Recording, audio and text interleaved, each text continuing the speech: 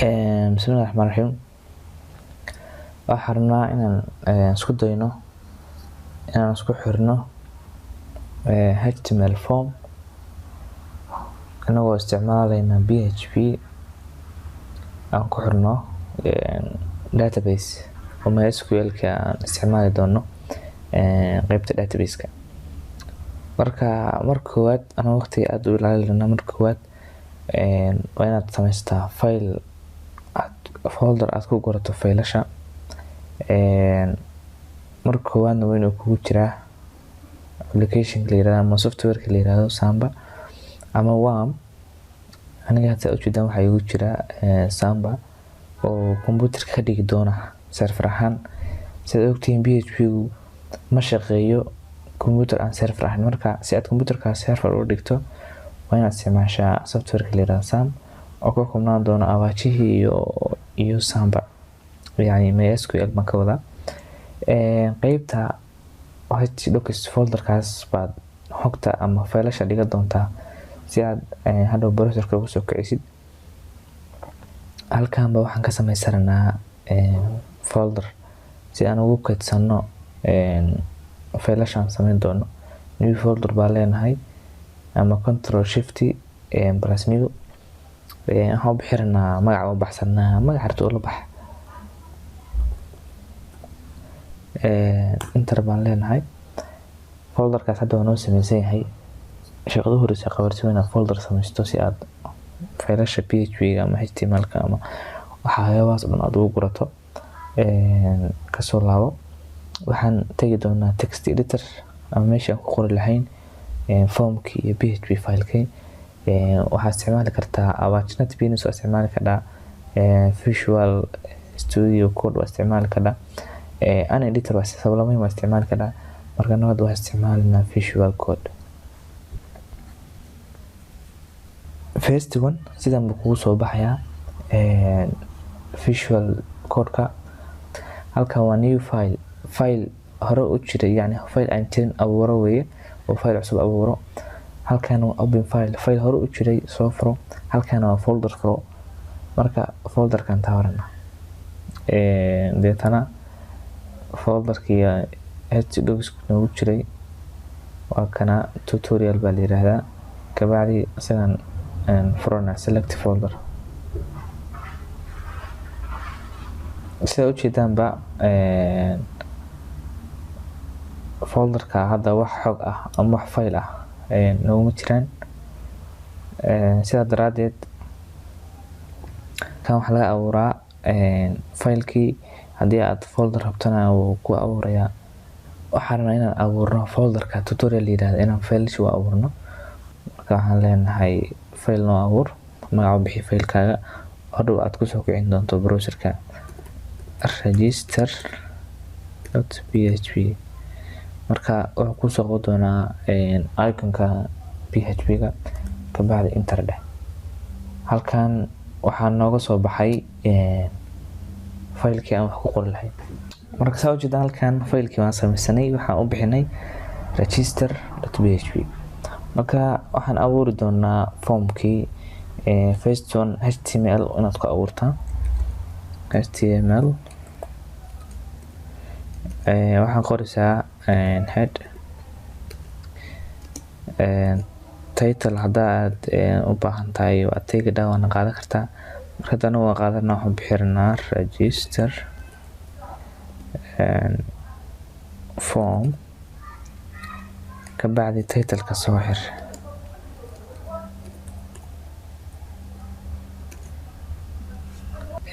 kabacdi waxaan sameynaynaa waxaan soo xiri doonaa headkii waan xirnay. haddii aad ka dhigisid bahal well prepared ah koodkaaga markaad diyaarsan inuu hor qurux badan ku noqdo. halkan waxaan ku qori doonaa qaybtii body-ga oo aan ku kaydsan lahayn formka. body waxaan samayn doonaa form oo la yiraahdo register form si aan u sameyno name-kii, email-kii, address-kii wixii oo dhan. marka waxaan leenahay formka waxaan leenahay addresska yani meesha dhow lagu publish gareyn doono action waxaa la isticmaalaa attribute-kan waxaan hadhowaan gelinaa. marka hadda waxaan usii qaadanaa siyadkan wuxuu ka dhigan tahay yani weli page ima samaysnaa oo waa meel maran. methodka laba method baa jira, get iyo post. marka badanaa postiga xoog badan.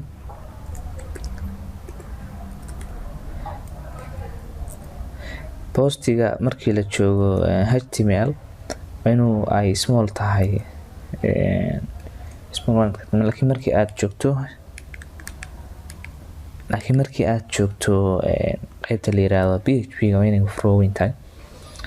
deetana formkan soo xiranaa. halta waxaan bilaabi doonaa inaan formkii aan sameyno. waxaan ka bilaabi doonaa qaybta ugu horeysa. qofka markuu registration sameeyo waxaa laga rabaa inuu sameysto id. waxaan sameynaa horta intaan sameyn waxaa laga rabaa inaad sameyso id. caadi u qor id. meeshii uu qofku id ku qori lahaa waan u baaneynaa oo qaabka loo qoro waa kana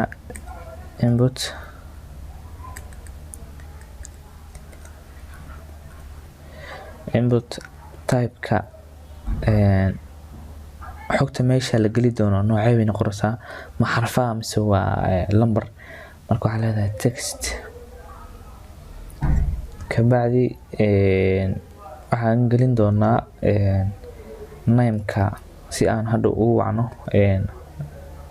postkan id-ga.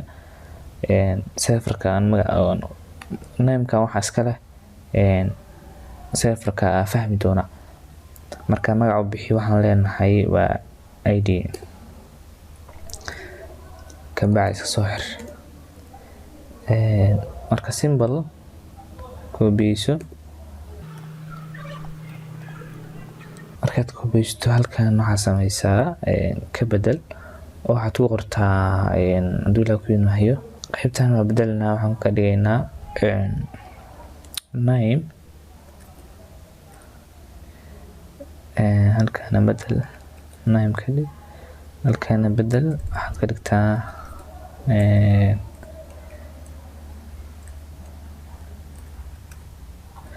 nine. halkaana bedel waxaad ka dhigtaa id name.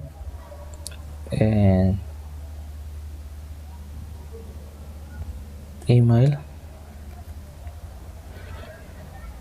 halkan waxaan ka dhigtaa password.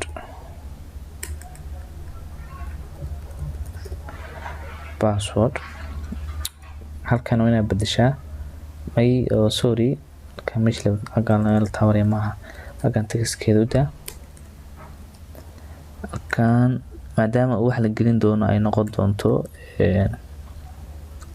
text.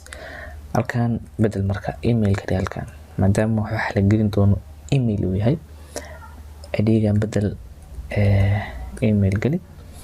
passwordka wax meesha la gelin doono wax noqon doonaa password.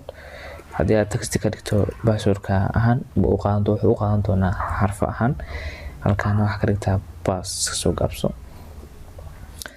hadda waxaan sameynay formkii. formka waxaa ku dhex jira id, waxaa ku dhex jira name, waxaa ku dhex jira email, waxaa ku dhex jira password.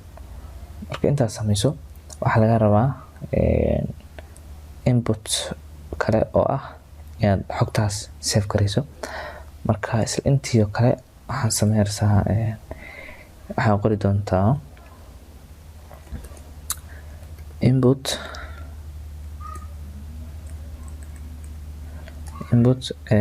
type-ka. markii aad ka rabto inaad button sameyso waxaa la isticmaalaa value-ga la yiraahdo submit. deetana waxaa leedahay name-ka u bixi. name-ka waxaan ka dhiganaa tusaale ahaan save si aan hadda u isticmaalno. sidoo kale value-ga buttonka korkiisa kasoo muuqan doona wuxuu noqonayaa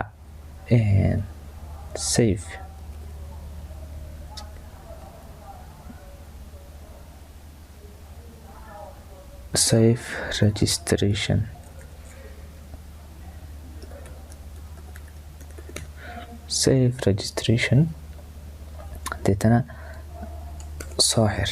hadda waxaa noo samaysan formkii.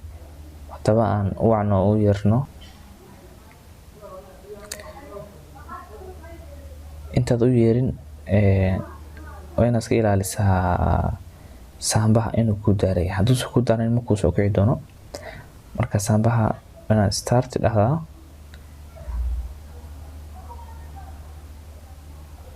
saambaha wuu noo daaran yahay. kabacdi waxaan qori doonaa qaabka loogu yeero waa kana. waxaa qoraysaa localhost faylkii noo samaysnaa muxuu ahaa. folderkii noo samaysnaa magaciis muxuu ahaa. tutorial buu ahaa. php ama faylkii php noo samaysnaa magaciis. haddii aan dib ku xasuusiyo halkan ilowdi halkan ka eeg waa kana register.php faylka magaciisa waa inaad sheegtaa. horaa ugu socono registration.php. marka intaas samayso addresskii faylkaaga waa saxan yahay. localhost saambaha folderkii registration.php enter leh. haddaba wuxuu leeyahay cilad buu keenay. marka waxaa khaldan qaabka aan address u qornay. register weeye soo ma jeedaan. halkaa waxaan ku qoran register aniguna maxaan qornay registration. marka ka bedel badanaa ergad soo kuu saaro waxaa kaa khaldan addresska ama magaca kaa khaldan. register soo jeedaan maxaa samaysan id name email iyo password iyo save registration buttonkii. tan waxaa lagu garanayaa hover buu leeyahay wax la yiraahdo oo markaa taabatid waa isbedelaya.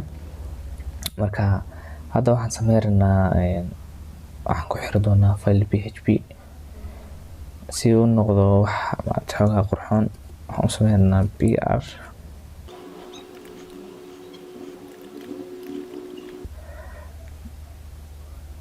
hadda waa noo samaysan yahay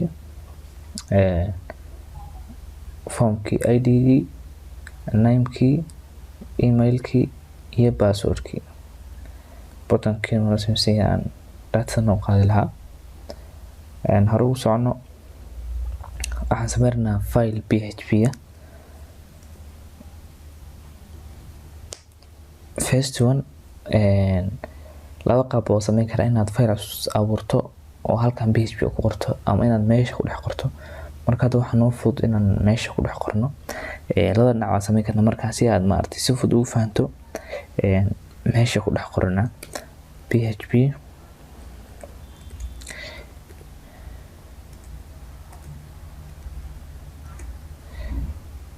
file wuu noo abuuran yahay. marka waxaan qori doonaa formkan aan diyaarinay in maaragtay aan variable ahaan aan u abuurno aan u kaydino. waxaan yeeli doonaa waxaan leenahay variableska oo xogta noo qaadi doona waan abuuranaa. marka intaas saaran waxaa dhahaysaa if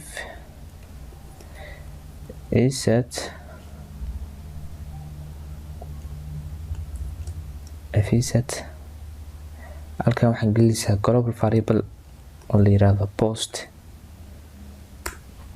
postigan waa inuu yahay faroogan. hadduu yahay small ma ku shaqeyn doono laakiin markii la joogo html waa inuu yahay small. marka halkaan marayso waxaa sameynaysaa halkan waxaa gelinaysaa buttonkii aad samaysatay namekiisii. namekii muxuu ahaa. nameka wuxuu ahaa safe. marka halkaan geli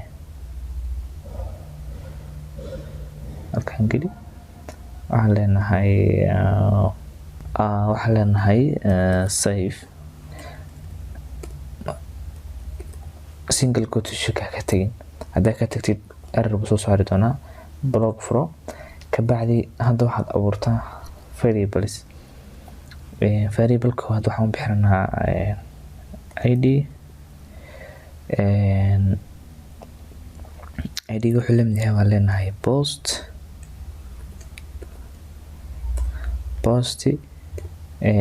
qaybta id-ga nameka noogu jira magaci waxa noogu jira id halka id geli id semicolon.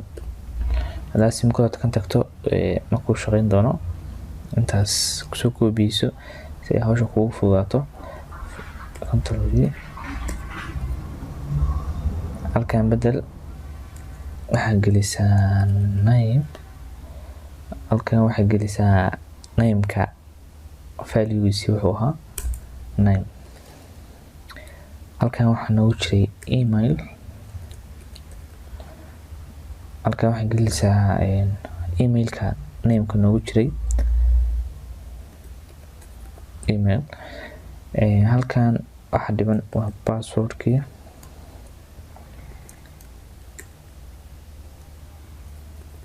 password halkan nameka noogu jiray muxuu ahaa pass.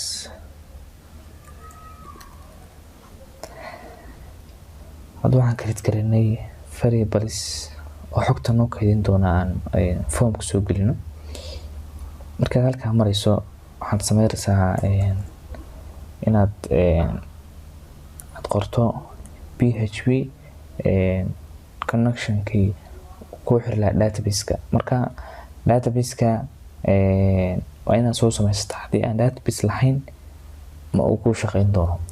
marka first one waa inaad soo samaysataa database. si database-ka loo geliyaa ama ku helayna laba qaab oo geli kartaa. inta browserka tagto aad qorto localhost /php my admin enter. wuxuu ku geey doonaa dashboardka. error baa jiro ku leeyahay mysql-ka baan daarnayn. marka ku laabo saambaha tag start dheh. badanaa dadku waa halmaamaan. marka hadduu saanko ku yiraahdo macnaheedu waxa weeye waxa xiran ama aan daarnayn saambaha refresh dheh. waa kan dashboardkan uu query-ya ama interface-kan kabacdi database abuuro. database-ka magaca u bixi. laba qaab oo abuuri karta inaad isticmaasho code ahaan oo halkan ku qorto oo dhahdo create database oo aad dhahdo magaca u bixiso kasoo qaad school oo kale sama abuuri kadhaa. amase waxaad isticmaalaysaa qaab klik ah oo asaga kuu diyaariyay. marka qaabkan baa fudud. qaabkan loo mari karnaa. marka hadda anagu qaabkan fudud baa isticmaalina. kow database-ka magaca u bixi. marka waxaan leenahay database hore hadduu u jiray uu ka hadii doonaa. marka database cusub inaad kusoo guurtaa. waxaan leenahay test create test hore u jiray my data aan leenahay kabacdi create wuxuu ku dii doonaa inaad samayso table. marka table-ka magaca u bixin doontid muxuu noqonayaa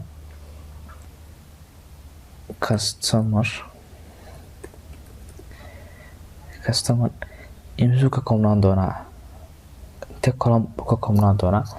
haddii aan meeshan ku sharaxo waxa weeye table-kan imise column buu noqon doonaa oo xog ah buu keeni doonaa.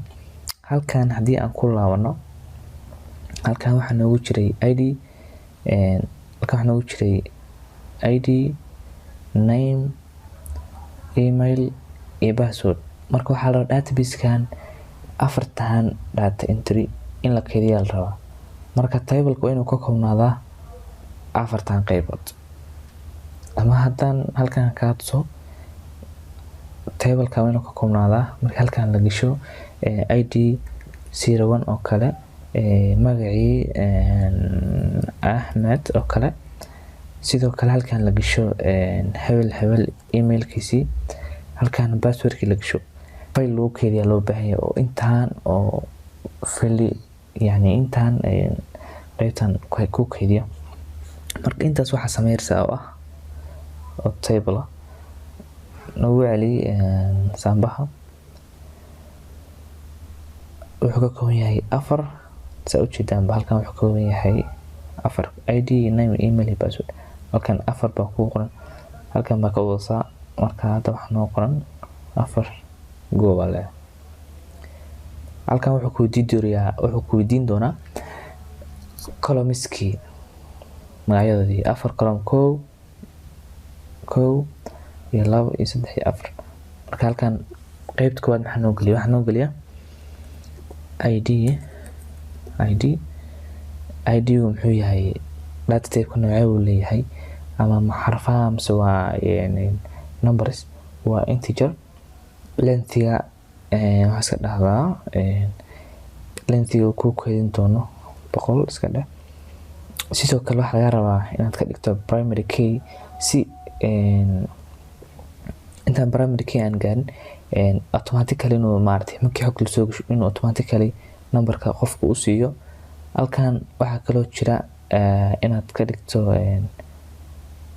qaybta primary key si table kale ay ugu xirmi karaan qaybtan indexka primary key waad ka dhigaysaa inta ka jeedo waxa ka bedelan halkan waxa gashtaa name oo data type-kiisu waa varchar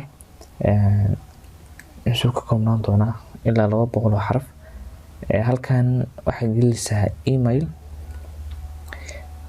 wuxuu ku xiran tahay formka aad samaysatay halkan waa varchar imisa 200 halkan waxa gelisho doontaa password-kaaga halkan wuxuu ku noqon doonaa asna varchar ka dhig maadaama wuxuu ka koobnaan doonaa xarfo iyo lambaro haddii kalena waxaa isticmaali kartaa haddii la isticmaalo hash waxaa ka dhigaysaa char waa isticmaali kadhaa oo isticmaasho waxaa ka dhigaysaa 200 oo kale amase waxaa isticmaalaysaa varchar hadda simply waxaan isticmaalinaa varchar markaan sii suda marka halkaa marayso waxaad abuurtay ama ay u bixisay table-kaagii safe dheh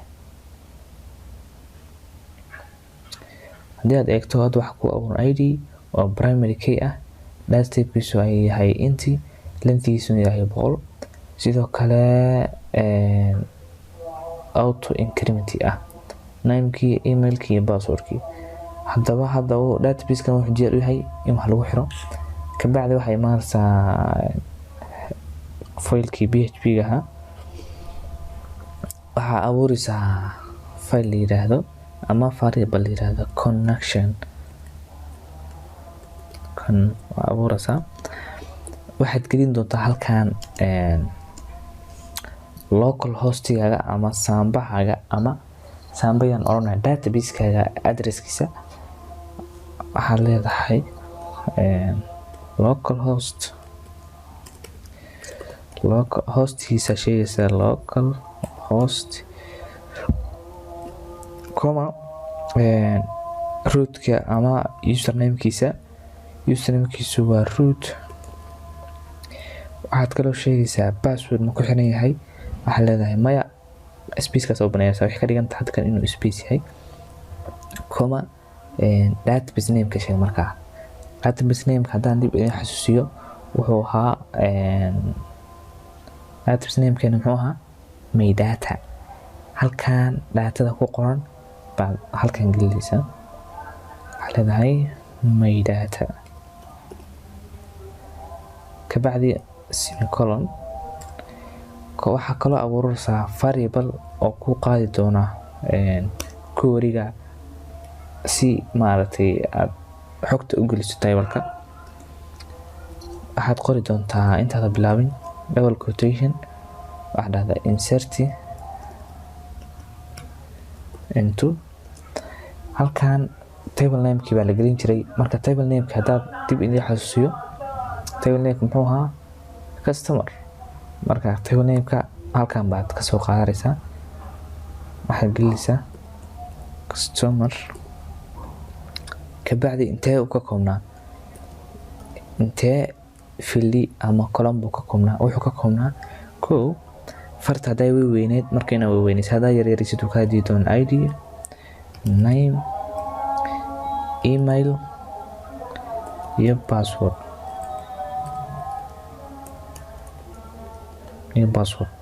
id, name, email haddaa khaldid uu kaa dii doonaa.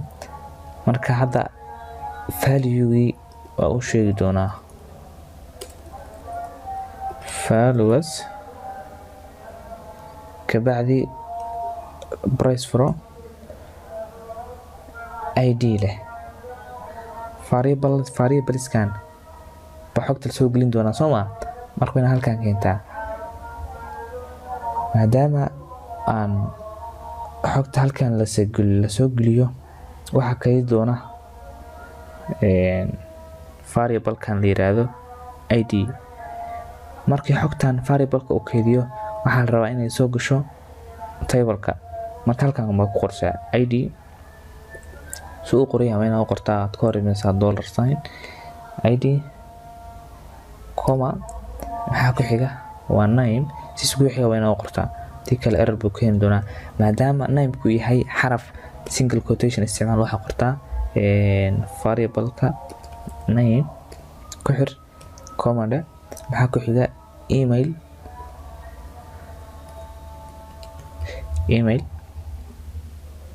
waxa ku sii xiga password laftigiisu waa xarfo.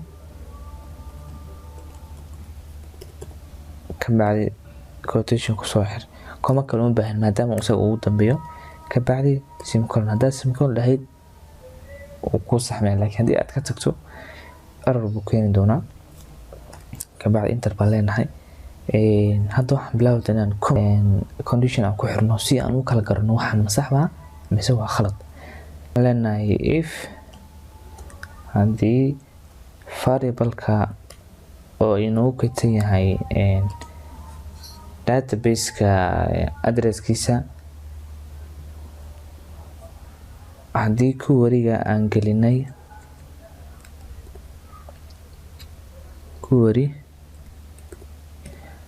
query-ga muxuu yahay? waa query aan halkan gelinay.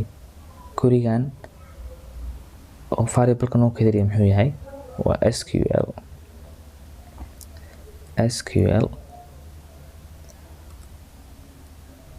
kabacdi haddii uu yahay true, waxaad samaysaa shaqadan soo socota qabo. waxaad noo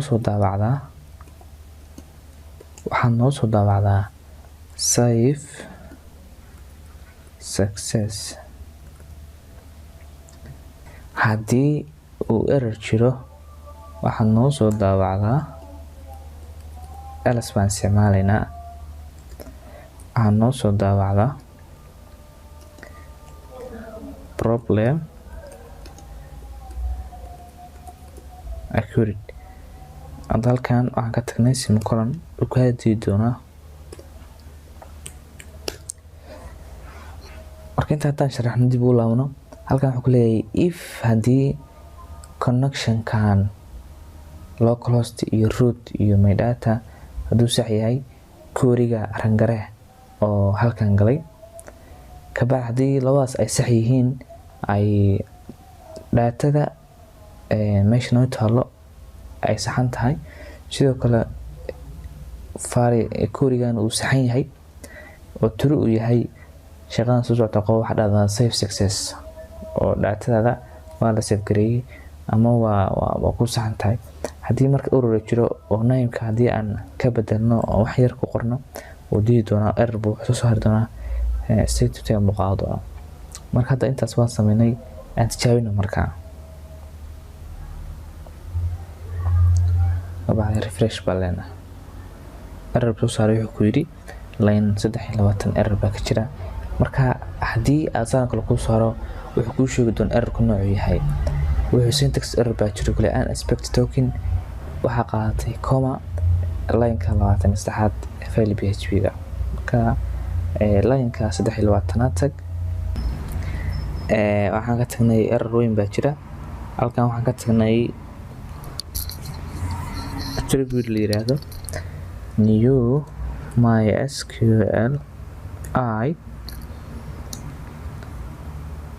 halka wayna ku daraa new mysqli waan ka tagnay. markaad variable connection ka qeexdo waan dhahdaa new mysqli local hostigi adresskiisii. sidoo kale meeshan aad said waa inaad database-ka ama datada yani database-ku xogta ku keeni doonta magaceeda halkan soo gelisaa. sidoo kale SQL in variable ku keydiya query-ga inaad samaysataa aad ku qortaa qaabkii loo gelin jiray query-ga ka bacdi table name-ka aad sheegtaa field-yada aad sheegtaa qiimayaashii aad sheegtaa. marka qiimayaasha hadda error baa ku jira ID-ga kaas. sidoo kale variable-ladii xogta ku keeni doonin xagaan aad soo gelisaa ka bacdi run balan. hadda table-ku waan saxan yahay wax error ma jiro. haddii aan isku dayno inaan lambar gelino ID1 name-ka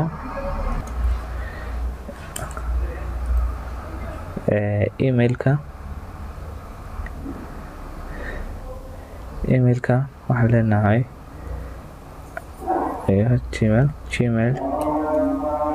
gmail.com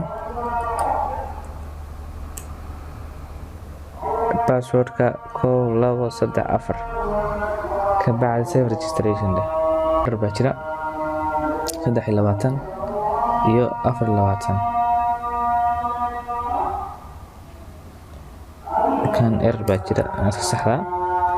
sidoo kale 24 ID halkan lambar weyn buu ahaa kana name weyn buu ahaa. marka mar walbo aad solving-ka ama solving problem-ka aad samayso waa mar walbo aad bahalka si fiican u fahanto. haddii aad laakiin aadan error-ka sixin weliga baasha ma baran doontid. marka haddii aad programmer tahay solving problem-ka wayna taqaanaa. marka error-ka wuxuu ka jiray ID name email iyo password. xarafka hore wuxuu ahaa capital anaguna wax ka dhignay small. marka hadda waan saxnay. marka mar walbo aad error-ka saxdo ama solving problem-ka aad u taqaano ama mar walbo aad maartay aad xalin karto ama programmer-ka aad u taqaano ka bacdi waxaan sameynaa samujidi save success bunoo soo qoray. haddaba aan eegno xogtii aan gelinay database-kan aan eegno customers browser. saa ujeedaan halkan waxaa ka muuqda number 1 ID-gii name-kii email-kii iyo password-kii. haddii aan marlabaad ku celino aan dhahno number 2 haddaa number 1 gelisid error buu keeni doonaa ka hadii doona ama automatically asaga soo qaadanayaba. sidoo kale magaca Ahmed Hassan email-ka Hassan gmail.com password-ka 334567 save registration de save ku soo qoray error ma jiro ka bacdi refresh de halka waxa soo galay ID2 Hassan gmail-kiisii iyo password-kiisii. haddii aan mistaxaad samayno waan dhahno ID3 name-ka Abdallah sidoo kale email-ka Abdallah gmail.com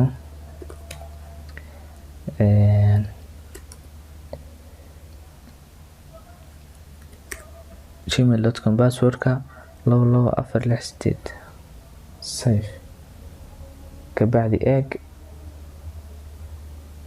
maxaa soo galay Abdallah emailkiisii iyo passwordkiisii iyo ID-giisii. mid saddexaad ku eeg 4 dheh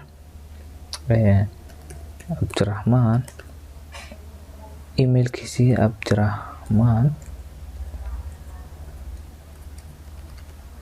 Cabdiraxmaan emailkiis waa cabdiraxmaan@gmail.com passwordka 6655437 save registration de kabacdi refresh de. marka simply sidaas baa la isugu xiraa foomka iyo foomkiino ahaa HTML-ka, PHP-ga iyo database-ka. marka shaqo aad weyn baa qabanay. first one waa inuu ku samaysan yahay file registration la yiraahdo. sidoo kale HTML-ka waa inaad qortaa. sidoo kale PHP file waa inaad qortaa oo aad ku kaysato database-kii, yani variables-kii aad ku kaysato si oo xogta halkan la soo geliyay waxa ku kaydi doona variables-kan. kabacdi waa inaad connection samayso database-ka, access aad ku samaysaa. connection variable inaad qortaa. kabacdi new MySQL inta ka tagto error buu keeni doonaa. kabacdi waxa u sheegi doontaa local hostigii iyo username-kaagii. hadda badanaa waa default hamber root loo qaataa. sidoo kale passwordku waa maran yahay. passwordka marka single quotation ma qaadata ama double quotation. sidoo kale database name-ka waa inaad sheegtaa. kabacdi SQL-kan wuxuu ku kaydin doonaa query-ga. query-ga waa kana insert into customer. insert into intaas waa function ama query. table name-kiina waa kana. kabacdi table wuxuu ka kooban yahay ID, name, email iyo password. kabacdi values-kii inaad ku gurtaa ID-gii oo ID-gan yani xogtii halkan la soo gasho variable-kan baa kasoo kaydin doonaa. sidoo kale name-kiina wuu kaydin doonaa, email-kiina wuu kaydin doonaa, password-kiina wuu kaydin doonaa. kabacdi haddii uu saxan yahay address-kan, query-gan uu saxan yahay, uu true yahay, success soo daawac. haddii uu problem jirana noo sheeg. haddii aan khaladno waxaan khaldaynaa database-ka meesha ayaan ka reebayaa. kabacdi aan eegno marka soo saaro wuxuu ku saaray error baa jira. haddii aan ku laabano oo aan saxno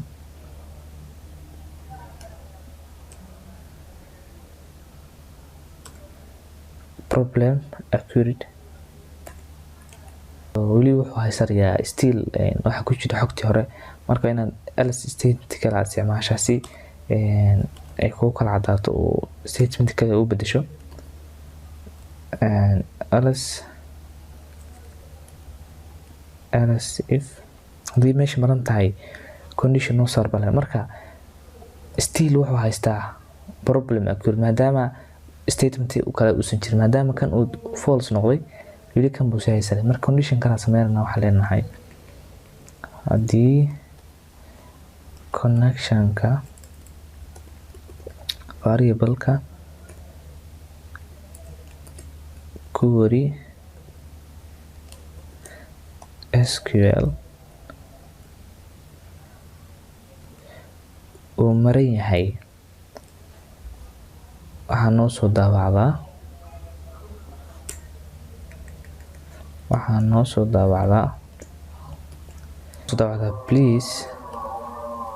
please fill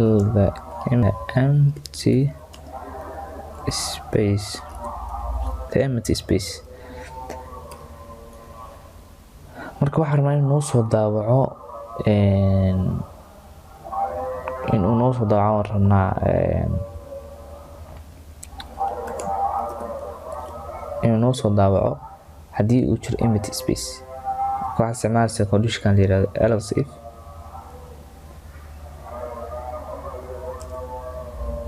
line sutton error baa jira. waxaan ka tagnay semicolon-ta kabacdi refresh de. waxaan ka tagnay wide kabacdi refresh. wuxuu ku yidhi please fill the empty space. haddaan si sax data u gelino 5 nameka waxa weeye Abdi Fattah. emailka waxaan gelin doonaa